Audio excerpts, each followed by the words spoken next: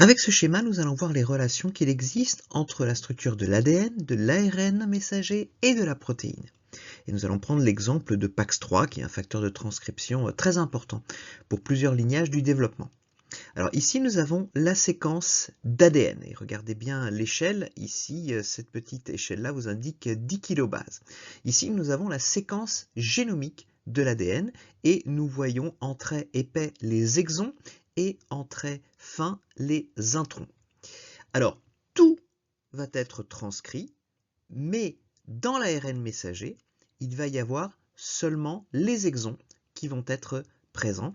Et donc là, nous avons 10 exons. Alors vous voyez que ça raccourcit très sensiblement la séquence d'acide nucléique dans un ARN messager par rapport à l'ADN. Regardez ici l'échelle, on est à 100 paires de bases ici avec cette échelle-là. Ensuite, cet ARN messager va être exporté hors du noyau et va être traduit. Et on va obtenir la protéine. Mais pas tout l'ARN messager va être traduit. La traduction va commencer seulement avec le codon d'initiation de la traduction, le AUG, qui se trouve ici dans l'exon 1, mais toute une partie de l'exon 1 ne va pas être traduit. D'ailleurs, signalons que ici se trouve que l'AUG d'initiation est dans l'exon 1 pour PAX3, mais il existe un certain nombre de gènes pour lesquels l'AUG d'initiation de la traduction se trouve dans l'exon 2, voire l'exon 3. Bon, ici c'est dans l'exon 1. Ensuite, traduction en acide aminé des codons de l'ARN messager. Et ici, au tout début de l'exon 10, il y a un codon stop. Et à partir, tout ce qu'il y a derrière, plus en 3' n'est pas traduit, ce qu'on appelle le 3' UTR ou 3' untranslated region.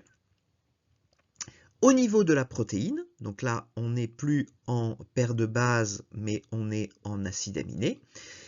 Donc une protéine de N-terminal à C-terminal, on a différents domaines, c'est-à-dire différentes régions de la protéine qui ont une conformation particulière, qui vont donner une fonction particulière à la protéine. Alors signalons le paired box et l'homéodomaine, qui sont des domaines qui participent à la fixation de l'ADN pour ce facteur de transcription qui est PAX3. Et puis on a aussi un domaine d'activation de la transcription. C'est une structure classique pour un facteur de transcription, un domaine de fixation de l'ADN et un domaine d'activation de la transcription. Donc vous voyez comment on passe de la structure génomique d'un gène jusqu'à la protéine fonctionnelle.